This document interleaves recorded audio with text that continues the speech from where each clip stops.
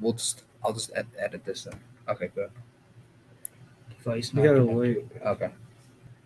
What's going on, guys? YouTube channel started. Tom Radigan. This isn't gonna be in the video. We're just blooping, blooping.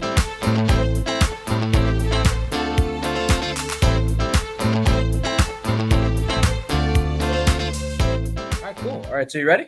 Yeah, go for it. All right, here we go. Okay, guys, what's going on? My name is Tom Radigan, like always, and welcome to another video. Today I got DJ Mega Aim 17 right here, and we've got a very special guest on my channel today.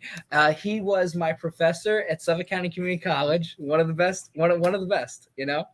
And his name is Carl Coulanges, and yeah, no, thanks for being on, Carl.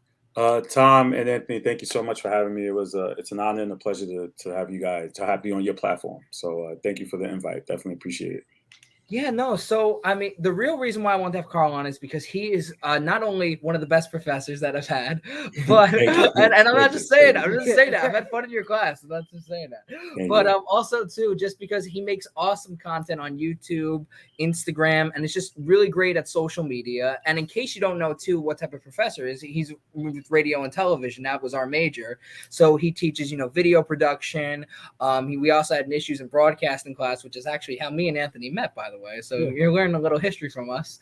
And I guess, yeah. So Carl, I guess the real reason why I want to have you on is really talking about like what it means to be a content creator on YouTube, social media, and I guess just in this climate in 2022, Honestly, I think, us being here right now and being, on this platform and even on your show goes to show what content creation is about.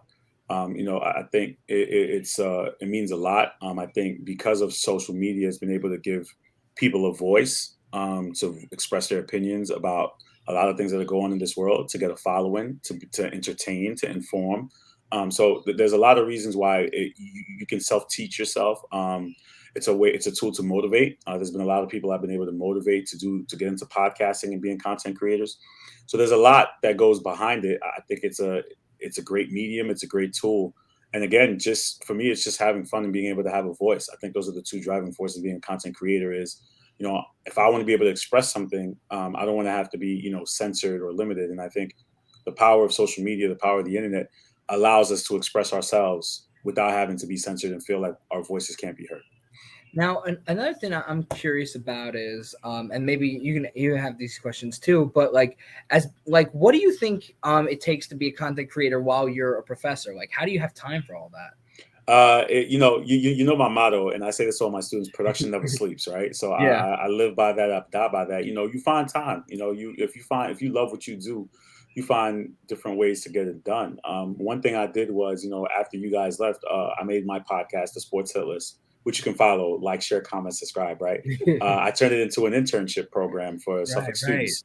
So Suffolk students are able to get credit. So we were able to live stream out of the studio last semester. We did that. So that takes into time. When I get home, maybe I'll do a show. Sundays, I have a show that goes on at 11 for 1 hour. So I produce my wife's show on Thursdays. So there are different ways that, you find time for, like I said, when you love something, you'll find the time to do it, even though I'm still teaching. When I'm not teaching, when I'm home, sometimes I'm racing home just to be able to do a podcast. I find ways to get it done. Any questions you have, Anthony, for Carl?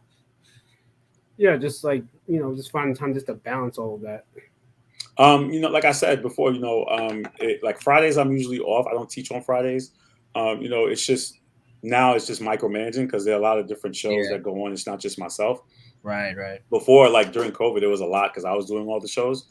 But then I started seeing people pitching ideas to me to do their own shows. So having them go on and host the shows takes a little bit of load off of myself. I even had a student pitch a show idea. He wanted to do a hockey show. And I said, go for it, because I don't really watch hockey like that. And he's able to have his own hockey show. He produces it. I don't have to do much. So I think, with the help of the Hitless contributors and the Hitless team, they're able to help me. Having a team together is able to help me, continue the brand and continue, releasing content. Now, what's your advice to content creators that like are trying to do everything, have a job, go to school and create videos, and they're just like, they're stressed out. Like, do you ever get stressed? I guess what I mean is like, do you ever stress out with all this stuff that you do, or do you Absolutely. Yeah. I mean, sometimes I have to take breaks, like I have to, like over the summertime, I took a long break. Before that, I took another break, where I'm like, I don't need to be producing so much content because especially when it comes to sports, it's nonstop. So you're always going, you're always going, you're Oh, always going. absolutely. So, sometimes it's hard to balance, but you find a healthy balance. And, like I said, if I can't do it, Yeah. I have other contributors and people who can step in. So I think part of it is as much as you want to do it by yourself, it's good to rely on other people who can help you do it. And I think that's a big part of, the Hitless brand and what we've been able to do is having someone to work with. So if I can't go on, if like a Sunday I can't I miss a show, I can call someone and say, hey, can you step in for me because I can't do it today?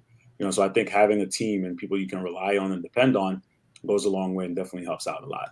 The one thing I feel like what I really learned, I think, with being a radio and television major and trying to get into content creating, I think from being in your class was, I think having a class like issues in broadcasting is an interesting type of class because you don't see it advertised a lot in like a lot of colleges, I feel, or at least that I've seen, and all that, where you really like just debate and you have a class where you like have the desks in debate style and all that. You put the desks in that way and you just talk and people talk freely and I think that's good that like you were able to give people that chance to talk freely, not give like, like it has to be this or no like type of swearing or like no talking about this. Like, that's what media is about. It's like with your First Amendment right. And I think the media's job is also to, I guess, advertise that and bring that to people. So I think for you to, put that platform on, like, put that as a platform to tell students about that and like let people know, like, well, should the media do this? Should the media do that? It's like,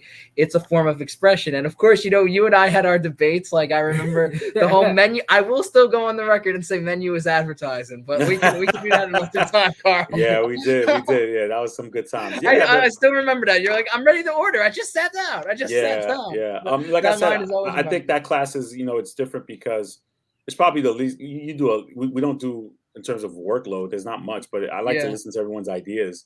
I think it's good that you were able to express your idea, and I think you could take that and turn it into a podcast. A broadcasting issues and talk about the issues that are going on in the media world. I think it's really important that we discuss those things for sure. Yeah, no, absolutely. Yeah, so you've been a professor for like about like 4 or 5 years now, right? I actually, I think this is my 5th year, if I'm not mistaken. Right, yeah, I think Fall so, of right? 18 was my first, Right. 19, 20, 21. Yeah, this is my 5th year. I'm going into my 5th year. Yeah, time flies. Yeah. I think when I started, I think you were is your first year at Suffolk. It was my second year, yeah. Second year, yeah. So I started in 2018, fall of 2018. I started, yeah. So, what was your question again? I'm sorry. No. So what I mean is, so you've been here for 5 years, but when you first started, what was like your first like kind of impression of being a professor to students that were 18 and 19 and that were also ambitiously driven to do stuff with media or write stuff, and like how do you think that affected your own content or your own passion? Well, I mean, I've been teaching for almost 10 years now, so I've always taught in that age. I used to teach high school at St. John the Baptist for 7 years. I was an adjunct professor at St. Francis College, so I did that for a while. So I've always had experience working with students. I learned a lot from you guys and teaching you and being able to motivate. So I think the motivational aspect is being able to motivate is a big part of like I could have an influence on a student who probably didn't say much in my class. And next thing you know, they're like, they learn from just being here. I'm always challenging myself to try to teach them more in different things. I think as much as you guys learn from me, I learn from you too. There's a lot of different tricks I may not know. Like my younger brother, he was just editing today and he was editing a clip. He's a content creator as well. He was playing with After Effects. He was placing stuff. And I'm like, I don't know what the hell he just did. I just know the basics. But I think learning from you is one big thing. Is I learn from the students as much as the students learn from me. And also too, when it comes to content creating, I'm just curious, like, what's like your favorite aspect of doing it? Is it editing? Is it writing, like pre-production, post-production? Honestly, post is my heart. I love to edit. I just released one of my documentaries back in June, the Master Joe documentary. I don't know if you saw, like I did a promotion, did a big release for that. I think it might have. Yeah, definitely. I'll put it in the link. So yeah. Yeah, I did It's for my second master's program. I'm Okay. at Iona right now doing my second master's in sports Oh, communication. right. That's awesome. So for my thesis, I had to do a documentary. So I did it on a Taekwondo master. So yeah, you know, I think again, as you see, as my title is called the EP. I love managing and micromanaging and telling, you know, booking people because I know what they're good at to do certain things, booking people to be my graphics. But if I had to honestly choose, it's between, again, it's editing and producing. Producing is really where, like, coming up with the ideas and the concepts of how different things go are really my strong suits, honestly. Interesting. And I guess like too, another question I have is sort of like what do you feel like your obligation is as a content creator to not only your students but your audience, you know? As you're I always, think it's always to be as authentic as I can be. Is to be myself. What they see is what they get, and who I am. And I think that's a big thing. I think what I love to sell is authenticity. So, for example, you know, with our podcast, it's a sports podcast. So for Sunday football, if one of my contributors is at a game, I'm giving him the Zoom code. I'm like, listen, pull up in from the stadium so we can see what's going on at the stadium.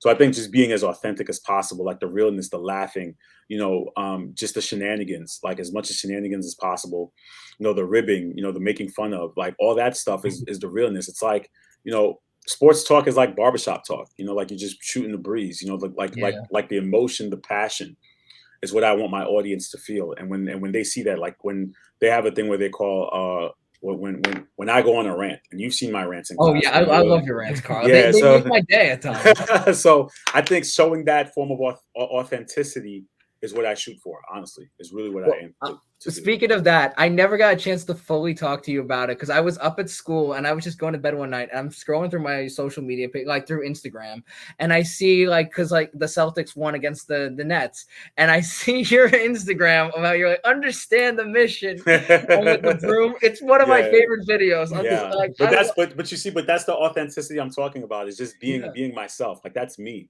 Like I'm a yeah, troll at heart on social media, yeah. and I It think was just that like great. All I that even had a video where trash. I even had a video where I had my mom with the broom and the Celtic shirt on I too. saw that. Yeah, so like just doing stuff like that, it definitely helps bring out who I am. You That was know, your mom. that Okay. was my mom. Yeah, Oh, for so some reason I thought I put okay. I put a Celtic shirt on my mom, and I had her get a broom, and my brother had a Nets T-shirt, so I told him to just broom it.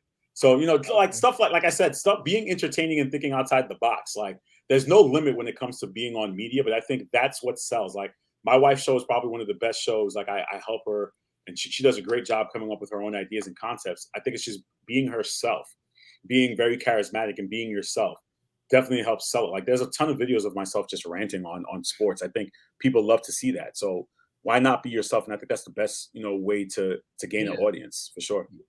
Yeah, because I think if you're mixed, if you're just like trying to give something like that's so like kind of washed up, that's you're trying to sell to an audience for people to like, and you're not really being yourself, then you're not being true to yourself, and you're not being true to your audience. And Yeah. also too, it's a hit or miss with YouTube as well. So they're either gonna get you or they don't get you.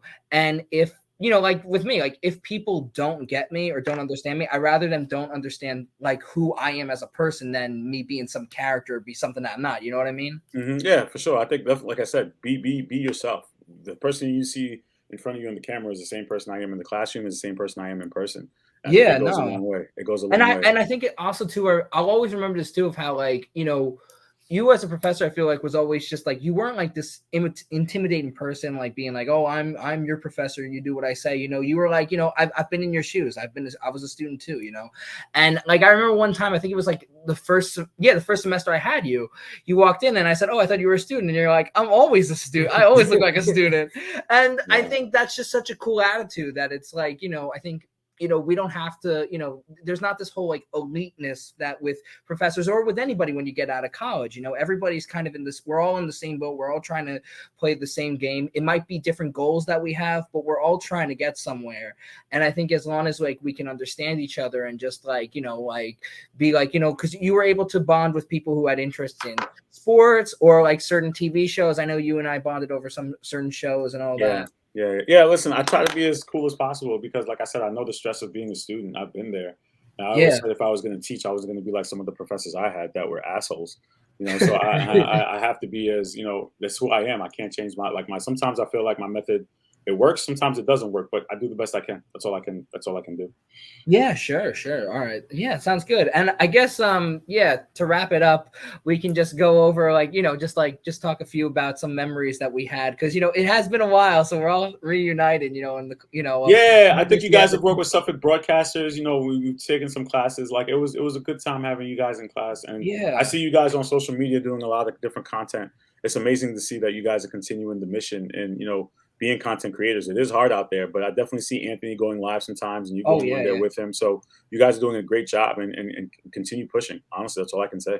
Yeah, and I think like the thing too is what we've been doing is, like we've been going to some music clubs out on Long Island and performing, and we were able to like, interview some of these musicians too. And, some of those videos, just were real fun. And I think it was cool because, like I said, I actually met Anthony in your class. So it's, it's kind of That's great awesome. that we were able to, be friends and then just become like, kind of like partners of collaborating and all that, That's and, awesome. That's awesome. like I've been able to help him with his channel. He's been able to help me with mine. And, it's cool to really, I think, you really do need a vibe, I think, connecting with people too. When I've been able to meet a media. lot of different people on the Hitless platform that I've never met in person.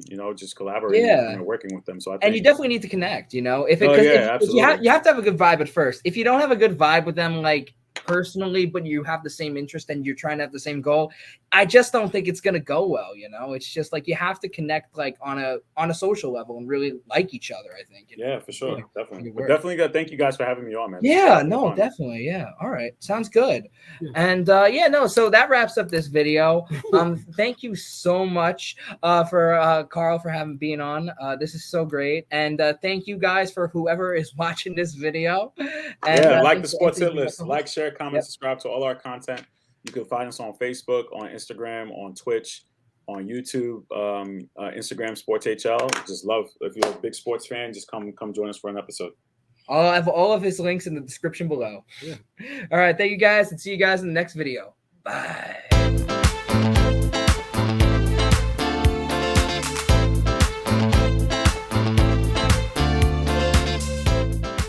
BSN. That's why, like, we're using restream. Yeah, this should be our bloopers. If I ever do a blooper, this should be a blooper, right? Wouldn't this be a good blooper? I guess.